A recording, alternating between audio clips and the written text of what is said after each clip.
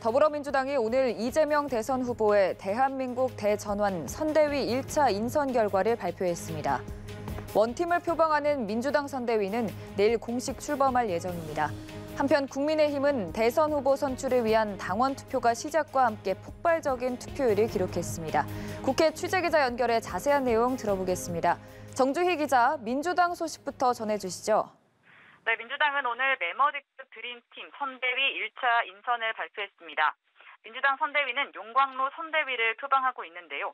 공동선대위원장에는 경선 경쟁자였던 김두관, 박용진, 이광재 의원을 비롯해 이낙연 캠프에서 이재명 후보를 향해 날을 세웠던 설훈, 홍영표 의원까지 12명이 이름을 올렸습니다.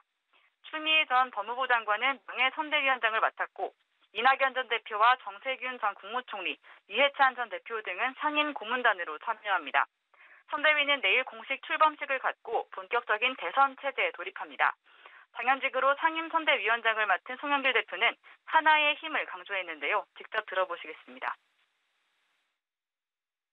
정부와 또 우리 후보님과 당 선대위가 삼위일체가 돼서 하나로 뛰어서 민생을 챙기고 중단 없는 대한민국 발전을 뒷받침해 나가겠습니다.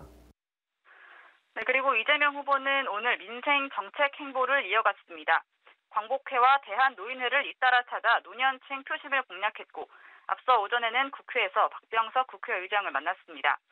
이 후보는 전국민 재난지원금 지급과 관련한 기자들의 질문에 판단이 아닌 결단의 문제라면서 민생 현장이 어렵고 초과세 수도 있는 만큼 합리적인 결론에 이를 것이라고 밝혔습니다. 그리고 오늘 금요일 후보를 확정하는 국민의힘 같은 경우엔 당원 투표가 실시된 첫날부터 투표 열기가 뜨거웠다고요? 네, 그렇습니다. 국민의힘 대선 후보를 뽑기 위한 당원 투표가 오늘부터 시작됐는데요.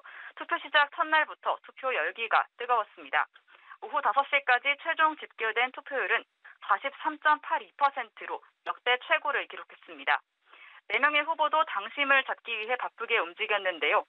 홍준표 후보는 지역구가 있는 대구를 찾아 TK 당원들의 지지를 호소했고 윤석열 후보는 경기도 선대위를 찾아 수도권 당심을 공략했습니다.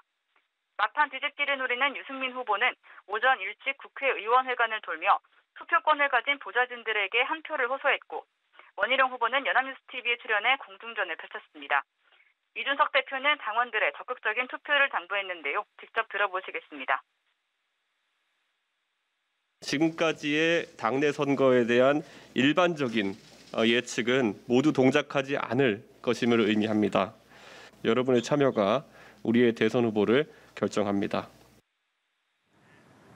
오늘 국민의당 안철수 대표가 세 번째 대권 도전을 선언했는데요.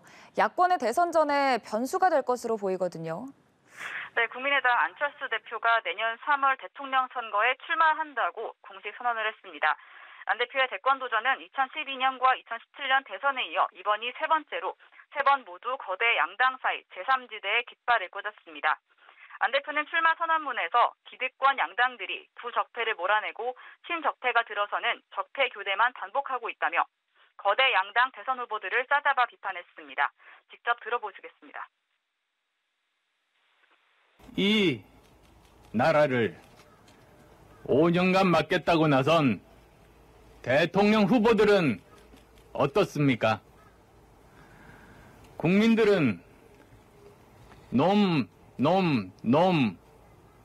대선이라고 합니다. 나쁜 놈, 이상한 놈, 추한 놈만. 네, 안 대표의 출마로 내년 대선은 사자 혹은 창당 준비 중인 김동연 전 경제부총리까지 오자 구도로 출발하게 됐는데요. 오는 금요일 국민의힘 후보가 확정되고 나면 야권 분열을 막기 위한 단일화의 논의도 본격화할 것으로 보입니다. 지금까지 국회에서 전해드렸습니다.